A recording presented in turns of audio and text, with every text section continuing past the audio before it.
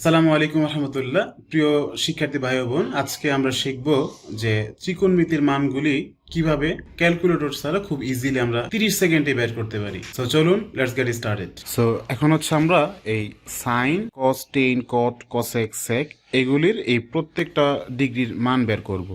0 degree, 30 degree, 45 degree, 60 degree, 90 degree. তো এর জন্য আমরা একটা ইজি ট্রিক অ্যাপ্লাই করতে পারি।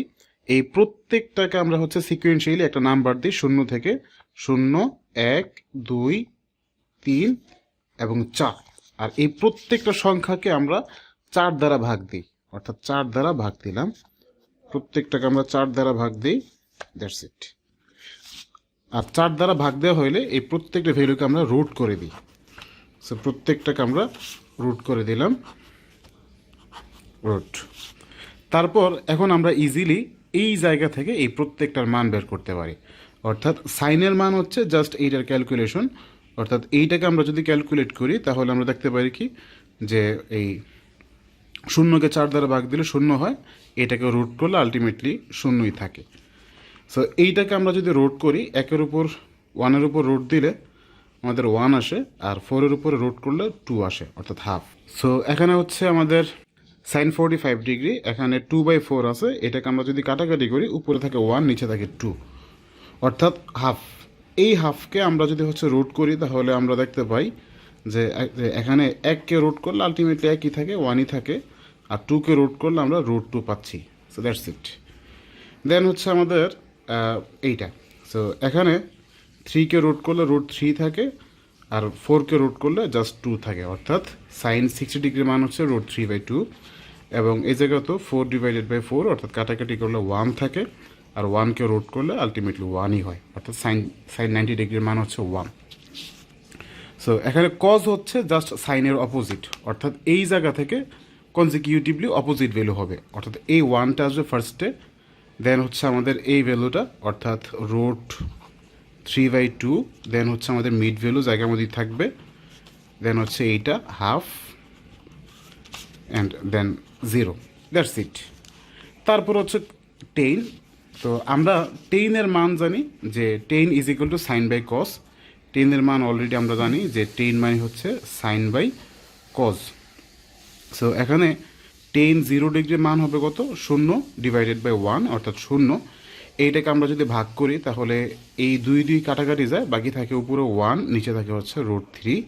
দেন এই দুইটাকে আমরা কাটাকাটি করলে √2 কাটাকাটি করলে আমাদের বাকি থাকে হচ্ছে এই 1/1, অর্থাৎ 1/1 মানে হচ্ছে শুধু 1 থাকে। অ্যান্ড দেন এই জায়গায় হচ্ছে এই 2 কাটাকাটি করলে উপরে থাকে √3, নিচে থাকে 1, নিচে 1 হইলে তার লেখা লাগে না। দেন এই জায়গায় 1/0, আমরা জানি যে কোনো একটা সংখ্যাকে 0 দ্বারা ভাগ দিলে অসংজ্ঞায়িত হয়, অর্থাৎ আনডিফাইন্ড। এটাকে আমরা অসংজ্ঞায়িত লিখতে পারি, অসংজ্ঞায়িত।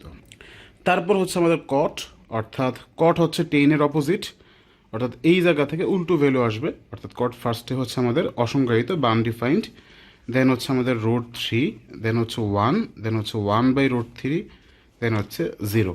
That's it. আর একদম লাস্টলি কসেক হচ্ছে আমাদের সাইনের অপোজিট ভ্যালু, অর্থাৎ সাইনে যে মানটা থাকবে এই মানটার অপোজিট ভ্যালু, অর্থাৎ মানে হচ্ছে উল্টা ভ্যালু আর কি। আমরা এর নিচে 1 আছে ধরে নিলাম, তাহলে এইটাকে আমরা যদি উল্টাই তাহলে 1/0 হয়। তার মানে এটা হচ্ছে অসংজ্ঞায়িত, কারণ কোনো কিছুকে 0 দ্বারা ভাগ দিলে এটা অসংজ্ঞায়িতই হয়।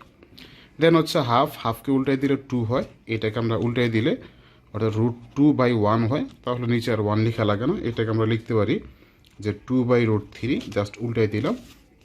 দেন হচ্ছে আমাদের 1 আছে, এই 1কে আমরা এ জায়গায় হচ্ছে 1 লিখে দিলাম।